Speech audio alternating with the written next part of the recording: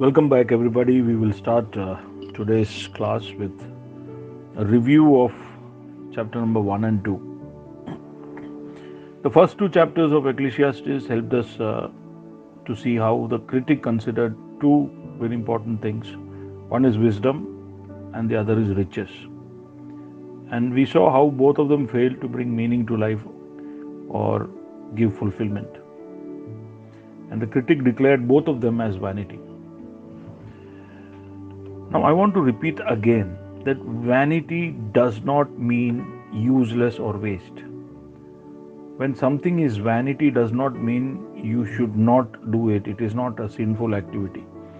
What vanity means is that particular thing is vain. It is empty. It is vapor or smoke.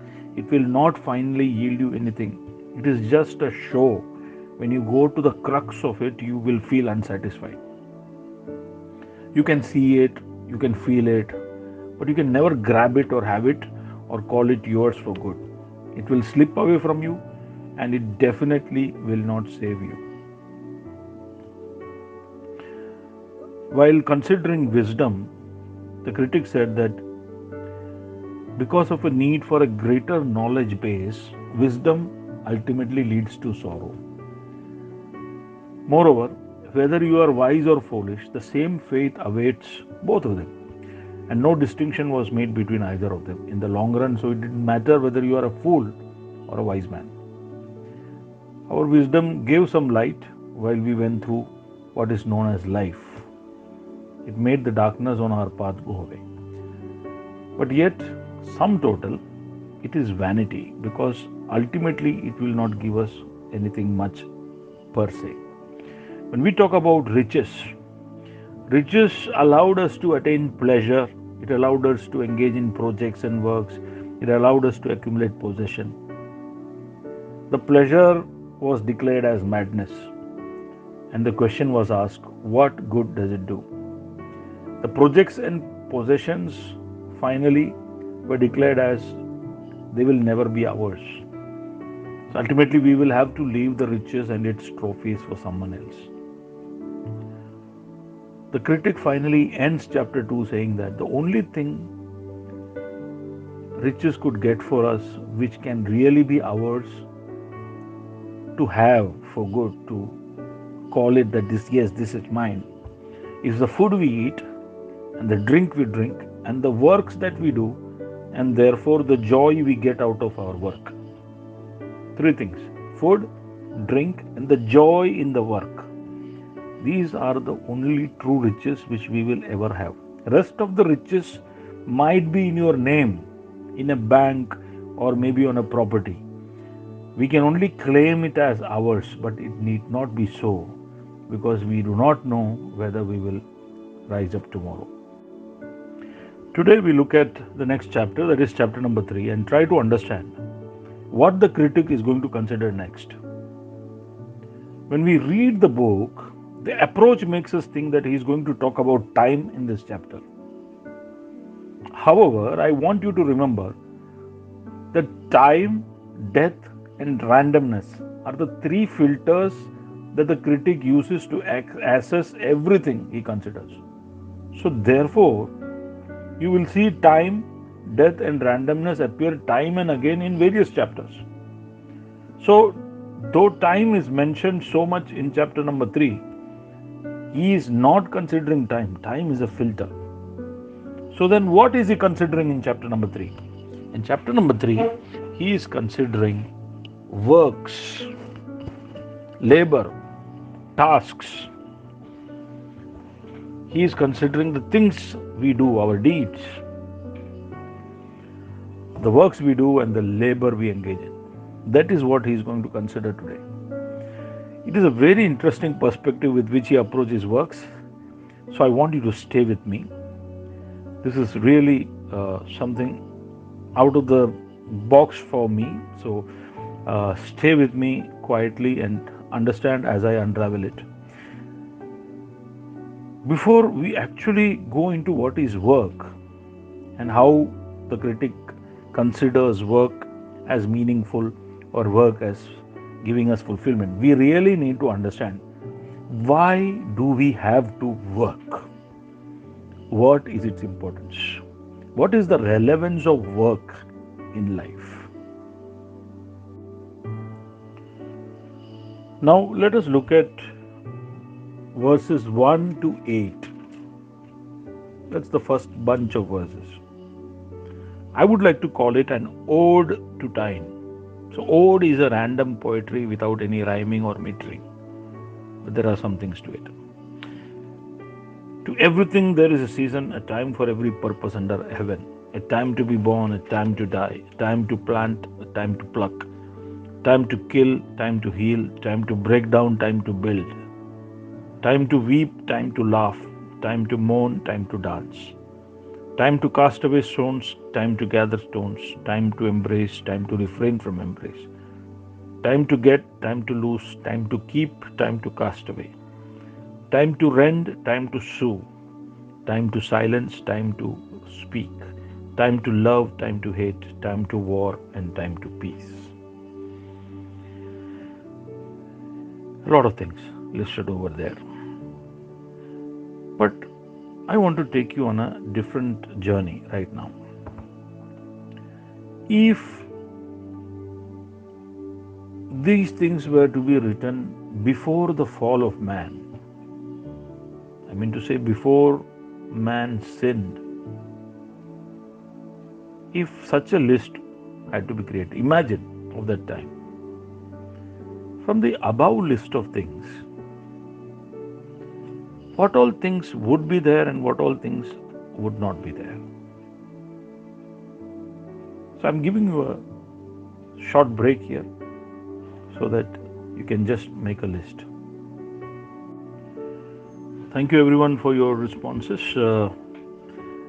According to my list, some of the things that may not be there on the list before the fall is death, killing, a need for healing, weeping, mourning, casting away stones, gathering stones, getting, losing, keeping, casting away, rending, sewing, silence, hate, war.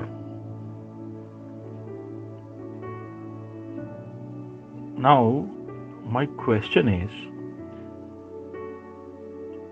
whatever remain on the list, like born, plant, pluck, build, laugh, dance, love, peace, those kind of things, whatever remain on the list, was there a time for these things to happen, or they could happen any time?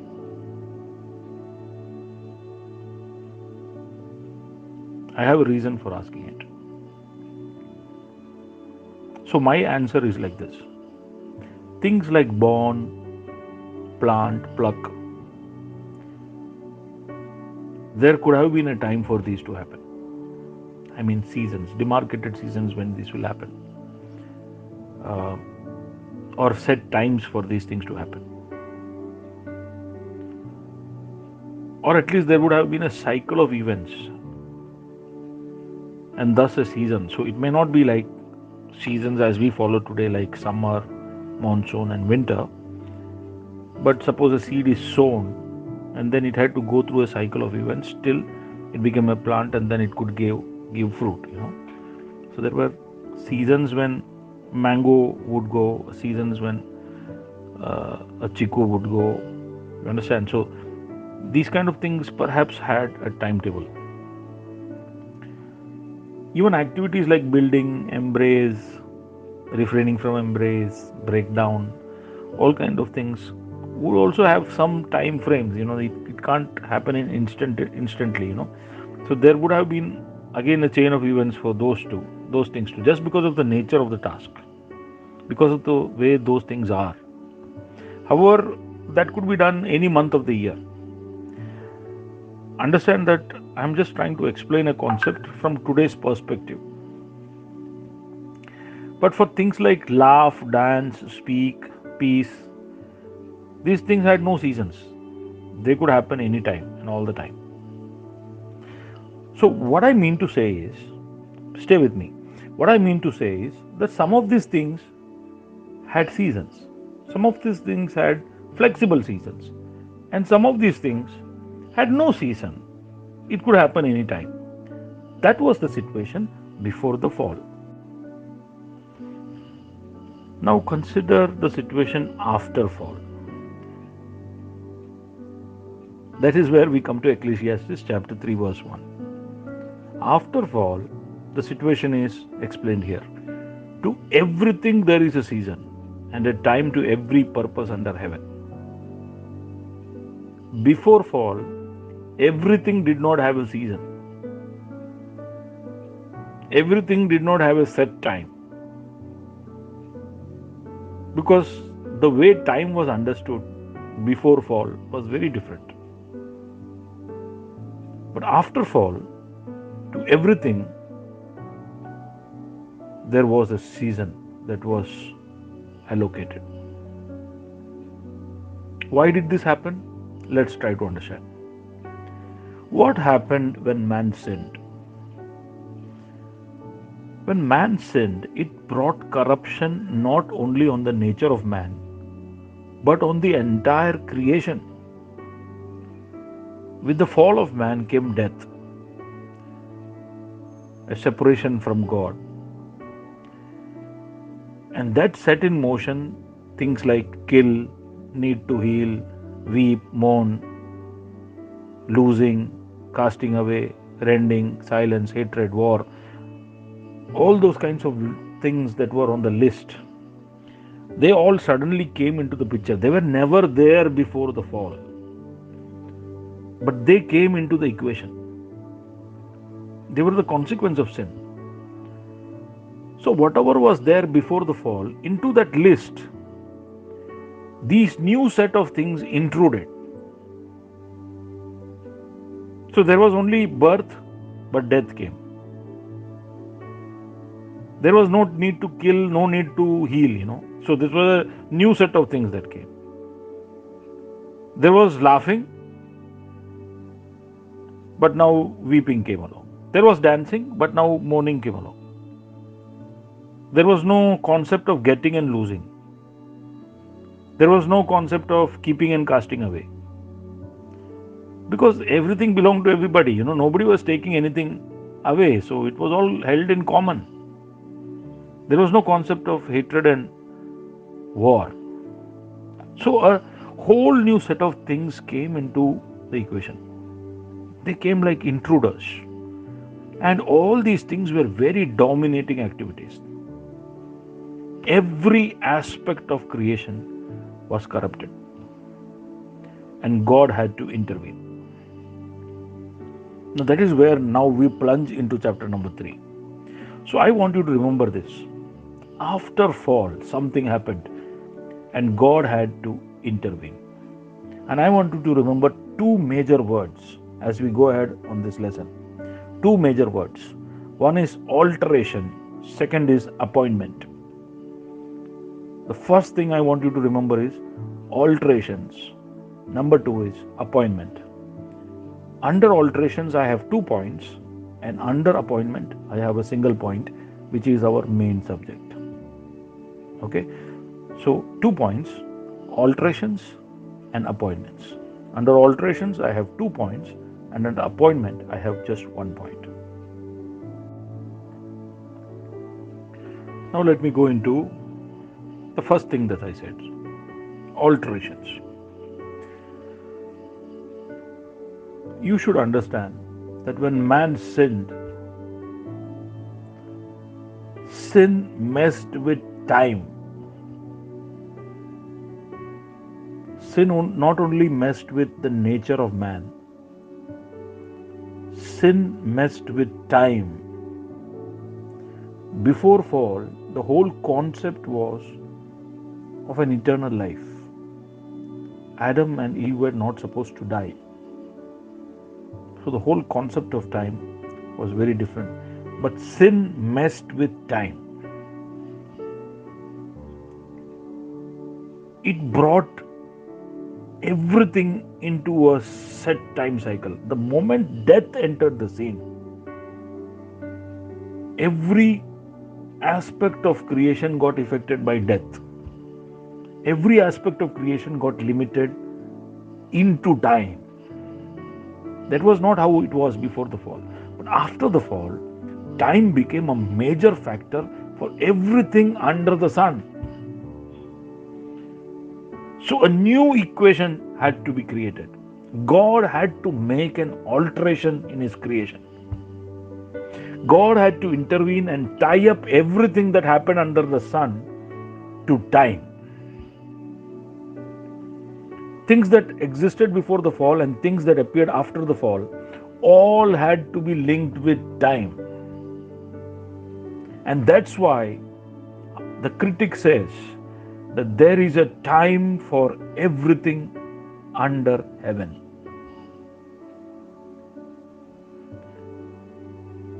If God didn't do that, if he didn't assign season to everything, then, for example, mourning and weeping could just go on and on and on and on, and perhaps never give space for laughter and dancing. Losing could be the story for someone all their life. Hatred and war could go on forever without ceasing.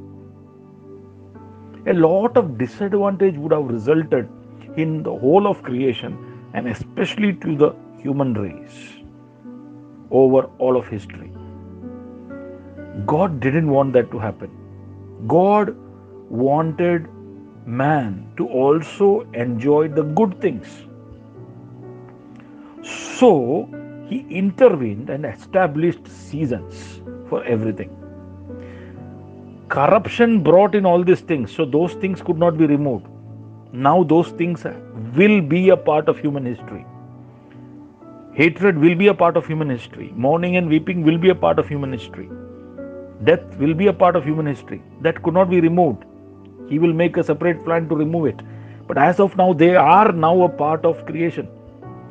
So God intervened and put time limits.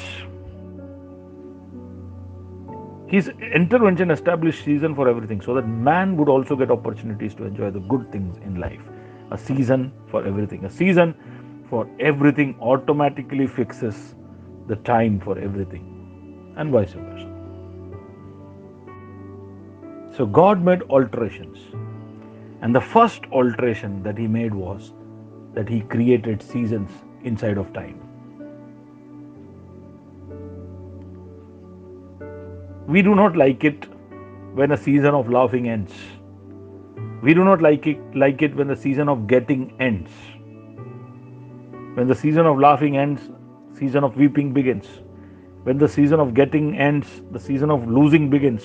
We don't like the next season. And we often complain to God about why things are that way. Actually, we forget that if God hadn't intervened and created seasons, in the fallen system of things, we would have perhaps only got weeping and losing all the time. So thank God for the seasons in our lives. And also do not forget that since God is the one who created the seasons, He is the one who intervened in time and in history and created the seasons, it will be good, it will be beautiful. That's why the critic says in chapter 3 verse 11, first part, He has made everything beautiful in His time. Because God has intervened, it has to be beautiful. God is involved in our lives. He cares for everything that happens. We may never find out everything about how all God is involved in our lives. But since He will not change us by manipulating us unless we ask Him to, He will be involving Himself by changing the things around us so that you will take notice of Him and turn to Him. That's why in Ecclesiastes 3:11, the second part says, the last part says, no man can find out the work that God maketh from the beginning to the end. God is really involved and He keeps making alterations. The first alteration He made was the alteration He made in seasons, by creating seasons inside of time. Now the second thing He did, the second alteration He did was, because sin came, Man lost eternity. Creation lost the aspect of eternity from it. So God removed eternity from all of nature. He had to do it because that's the consequence of the corruption of sin. Forced God to remove the eternal aspect of creation away from creation. So while making the correction to the fallen creation with regards to time, while removing eternity from everything, there was one place that God did not remove eternity. There was only one place in all of creation where He still preserved eternity, and that is the heart of man.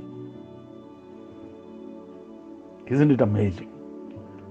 In man's heart, God kept the knowledge of eternity and the desire for eternity alive. God has done this purposely so that man will always have an inquisitiveness about life beyond death. And that should motivate him to not just limit his perspective and thinking to just this life and the things he sees around him. Amazing, isn't it? I am so blessed that when He removed eternity from everything else, He kept eternity in the heart of man. And I'm thankful to God for that. And that's why nothing on this planet satisfies me. The placement of eternity in the heart also means that only eternal things can fill it. Nothing that is mortal, nothing that is temporal can give any joy or meaning to man's life. I want to come to the second point. One was alteration, second was appointments that he made. Man's life was earlier only about birth and then living on.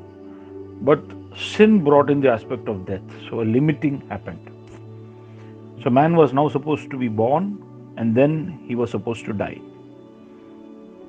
Between his birth and his death, the time frame that he passed through, God divided it into seasons. So he's born, then he goes through seasons, then he dies. I hope you are with me on this. Earlier it was just born and then he lives. But after fall, it is now he is born, he goes through seasons, and then he dies. Seasons means a time demarcated for everything, isn't it? A time demarcated for building, a time demarcated for breaking down, a time demarcated for tearing, a time demarcated for stitching, a time demarcated for embrace, a time demarcated for not embracing. These are the seasons. So there were seasons for each activity. So between birth and death, man will go through several seasons. And these seasons are appointed to things, to events, to purposes, to tasks, to works, to deeds. Isn't it interesting? I have come to the point of consideration. The critic is considering tasks, works, deeds, labor, and how he wonderfully brings the concept of time, and from the concept of time he brings the concept of seasons. And what is the season for? The season is for activities, tasks, works, action.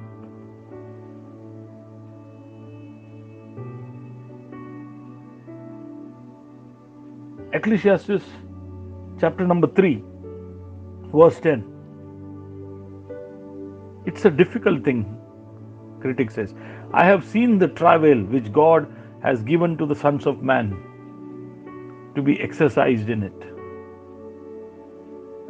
I have seen the task, the God-given task God has given to the sons of men to be exercised inside of life. Between birth and death, we have to work. We have to do things. We have to be in activities. And all these will result in season. Good seasons and bad seasons. Smiling seasons and crying seasons. Gaining seasons and losing seasons. So God made alterations in time by introducing seasons and by preserving eternity in our hearts, and God made appointments inside of this time. After dividing it into seasons and preserving eternity in our hearts, the next thing He did is He gave us tasks. Now, before I go into explaining tasks, I want to talk about two caveats about tasks. Two things we have to remember about tasks. One is the role of wisdom. See, God has ordained seasons and times for every purpose, every activity, everything, every deed, every labor in our lives. And those things will follow those seasons, those courses. It happens differently for different people. So there is no magic formula to give out. So what is needed? What is needed is the wisdom to discern which season you are in. So right now, today, what season are you in? And therefore, we need to know how to decide, how to respond in that season. We need wisdom so that we know how to respond in a certain season. What are the things we need to do? Neither the discernment nor the passage through the seasons are easy. But wisdom helps us to understand whether it is the season to plant, or the season to refrain from embracing, or the season to be silent, or the season to tear, or the season to lose, or the season of peace. The second caveat I want to give you is occupation, not preoccupation, occupation. That's the word. Between our birth and our deaths, we have to occupy ourselves in different things and different purposes. It is inside of these things and purposes and activities and labor and works and projects and deeds. These are all synonyms. We have to occupy ourselves. That is why it is called an occupation. We ask people, what's your occupation? It occupies us as we travel through time. It occupies us as we go through several seasons from birth towards death. Therefore, you cannot make your occupation the goal of your life. Hard labor, work, deed are all given to help us remain occupied. In the process of occupation, we will produce food that helps us survive. We will take care of the earth. We will take care of each other. Every occupation is tied to the other. And that's how we take the earth ahead. In the process, we will also get tried, tested. We will be prepared for God in the middle of all this. So remember, the things that you do are only occupation. They are not supposed to be preoccupation. So let me summarize till now. The question we started off was, why do we have to work? What is the importance of working? The answer we got is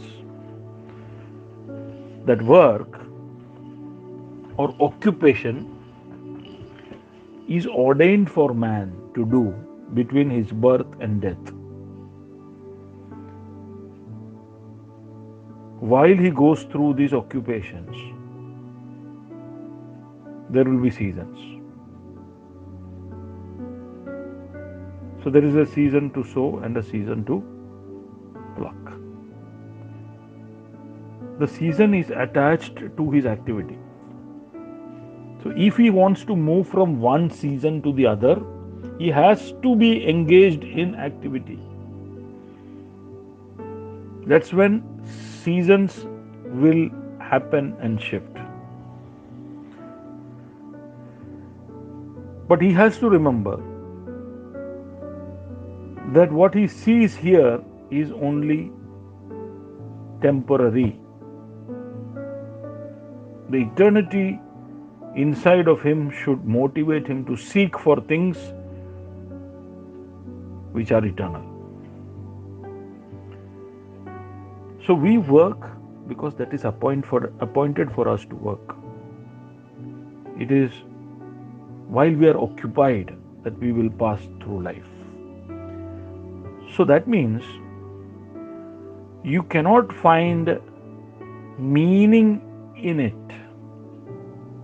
It is only supposed to occupy you. Your work cannot give you meaning. You cannot say that the meaning of my life is that I have to work. You cannot say that work will fulfill me, because work is something you are doing to reach a fulfillment. And because of the corruption, work has become now compulsory. You have to do it. It will take you from one season to the other.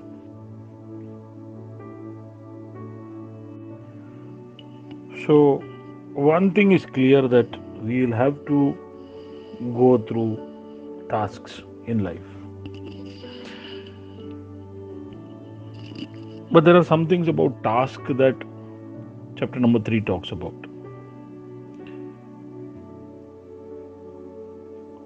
Chapter number 3 verse 14. He says, I know that whatsoever God doeth, it shall be forever. Nothing can be put to it, nor can anything be taken from it. And God doeth it, that man should fear before him. We can get very obsessed about our tasks. And when we succeed in our tasks, and when we do well in our tasks, and when we all get together to do a task, then we can get very ambitious. That is what happened at the Tower of Babel. They got so ambitious that they said that let's make a tower that reaches up to heaven. So our tasks and our obsession with the tasks can sometimes make us lose sight of things. But that's why here chapter number 3 verse 14 says that there are some things in this world that God has kept as unchangeable. There are some things that man cannot change. It is the way God has put it, and there is no change to it.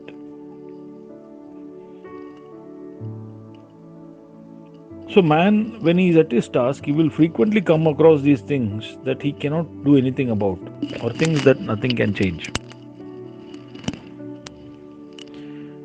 There are laws and principles in place. There are seasons that God has set. Man is helpless. Like we are at that juncture in history right now, coronavirus, for example. Man is totally helpless. There is a set of things now facing him, and man doesn't have any clue how to go about it.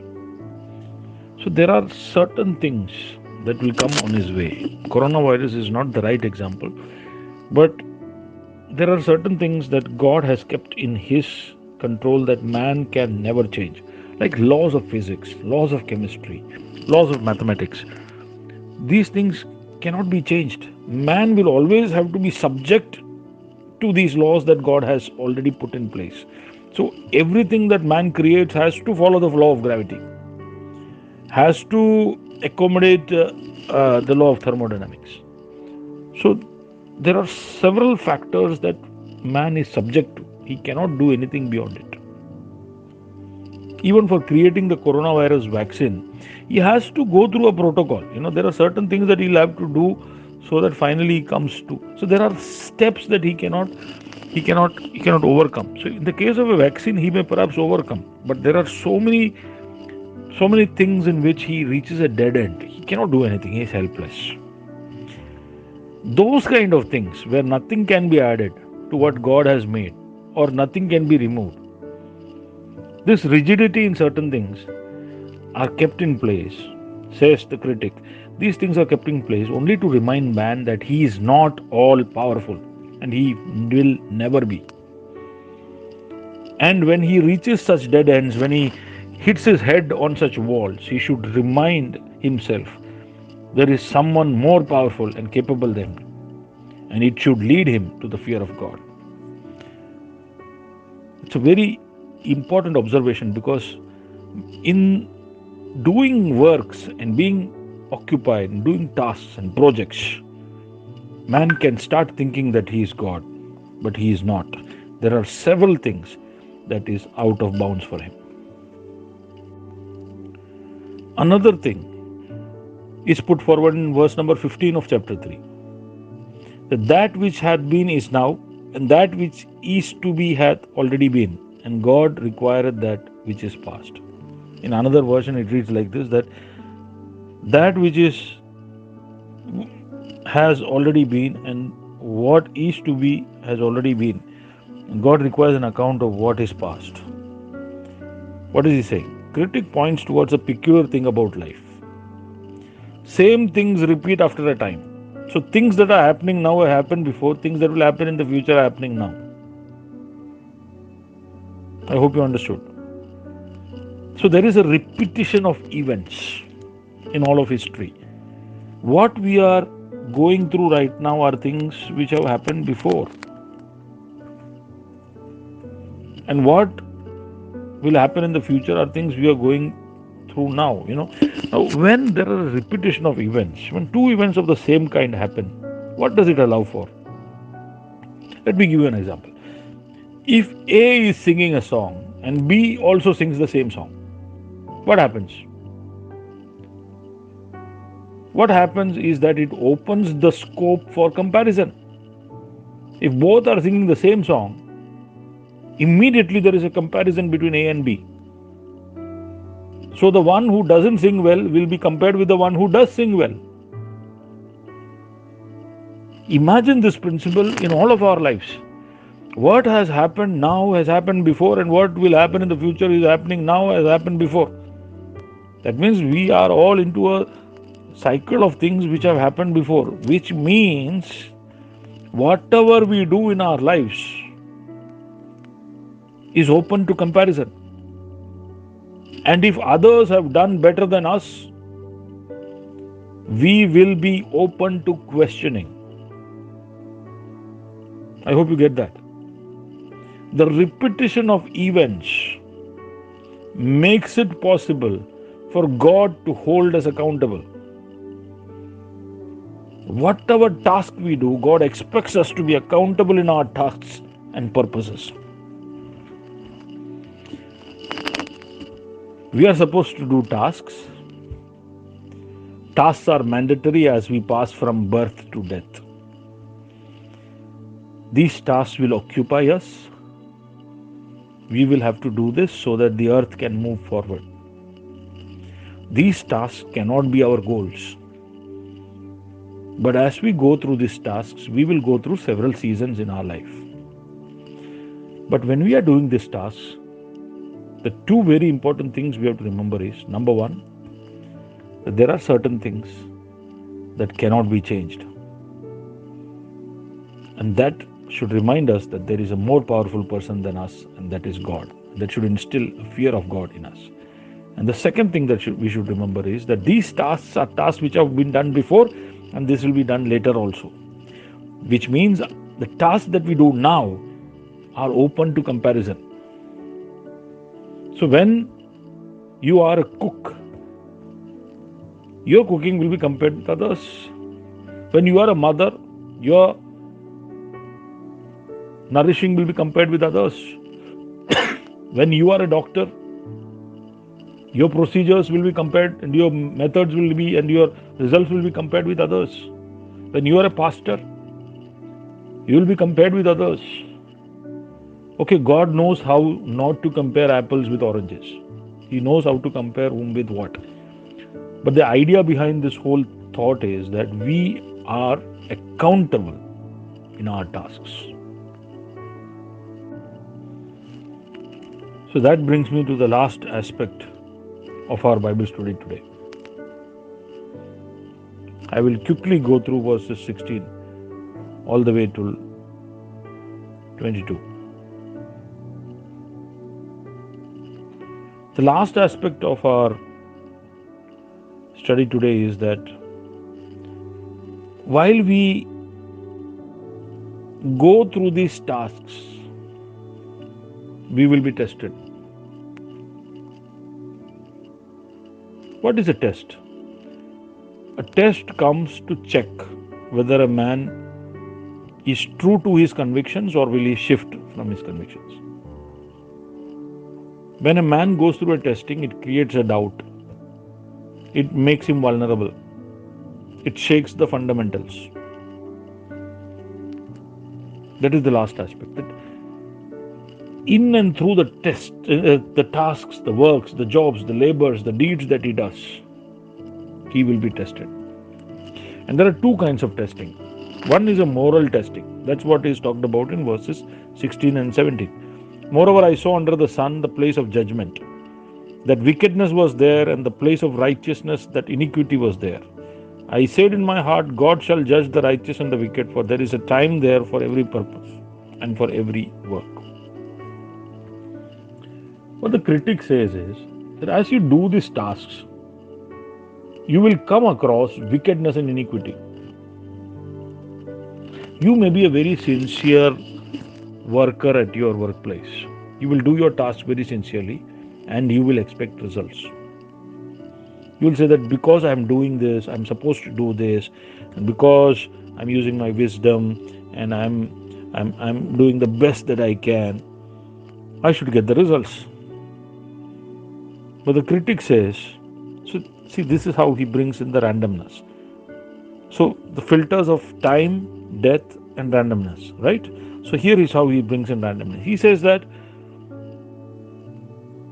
I see all around me wickedness and iniquity. You will not always see the right things happening, and you have to accept it. You may do a task and you may expect that मैं तो ऐसा करता हूँ, I'm doing such and such things, so I should get such and such result. No. There is a randomness in life, and you need to incorporate it into your understanding of tasks. Sometimes when we don't get the right results, we will not do our tasks. We will refrain from it. We'll run away. We'll say, no, I'm not going to do it, because at the end of it, what do I get out of it? But there is that injustice, that wickedness, that iniquity because of the corruption of creation. You may want God to intervene in your workplace or in your projects or in your situations and give you justice and make sure that the fruits of your righteousness come your way. But the critic says that that may not happen. Now, why do I say that? Why will not God come as a judge of the righteous and the wicked and make things right at your workplace? Because the critic has observed it with all of his wisdom, and he saw that God doesn't intervene every time that things go awry. It all falls into, there is a season of justice and there is a season of injustice. There is a season for goodness and there is a season that you will go through wickedness. So God remains quiet at that time, but the critic says that God will judge the righteous and the wicked together. So God, if it was written there that God will judge the wicked, then we could understand that God will immediately interfere in the situation. But the moment the critic says that God will judge the righteous and the wicked, he is talking about the last judgment. So he is shifting the focus straight to the end of things, which means God allows such randomness. It is a part of the effect of the corruption of creation, even the laws holding everything together on the earth. And the second aspect of testing in and through our tasks is the physical testing. And that's where verses number 18 onwards till 21 goes very, very strongly. It says, I said in my heart concerning the state of the sons of men, that God might manifest them, and that they might see that they themselves are beasts.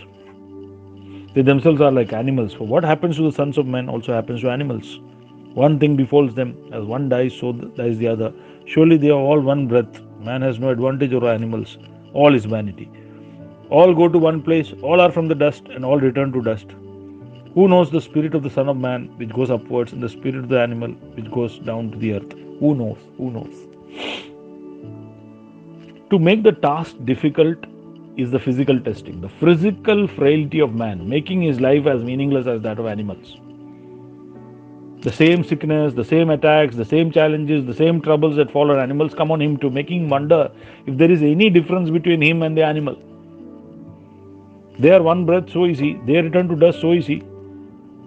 Man has no way of knowing if their spirits go to the same place, thus plaguing him with questions about, is there any difference at all?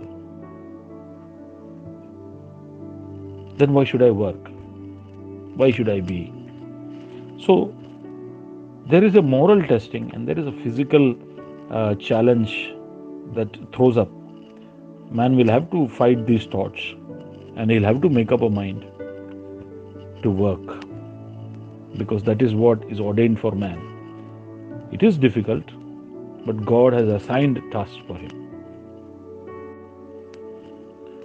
So let me summarize again. I am coming to the conclusion of the Bible study today. So the critic Solomon has been considering the works and tasks we do. What is his conclusion? He told us the time between birth and death is divided into seasons. Seasons for tasks and purposes which will happen one after the other. Tasks and purposes are unavoidable and we have to engage in them irrespective of what we think of them. We should engage in the tasks with fear of God, and we should also do it with a sense of accountability. Why fear of God? Because all tasks have limitations. And why sense of accountability? Because all tasks will be compared. However, we should also incorporate the randomness of injustice and physical frailties, including death, while keeping at our tasks. We should trust God for justice, and we should do everything with eternity in mind. Let me conclude. Ecclesiastes 3 verses 12 and 13. I know that there is nothing better for them than to rejoice and to do good, so that as long as they live, also that every man should eat and drink and enjoy good in all his labor is the gift of God. What is he saying? He is saying that we are supposed to do tasks. Tasks in themselves will not give us meaning and fulfillment, but we will have to do it, whether we like it or not. We have to understand the limitations of our tasks, but we have to also understand that it is these tasks will take us all forward, will take care of each other, will try us, prepare us, occupy us, help us move from season to season. It is these tasks that will remind us that there is a God who is powerful. As we are at these tasks, let us do good and let us rejoice in our tasks. He concludes like chapter number 2. One should eat and drink and enjoy the good in his labor every day. May God bless you with these words.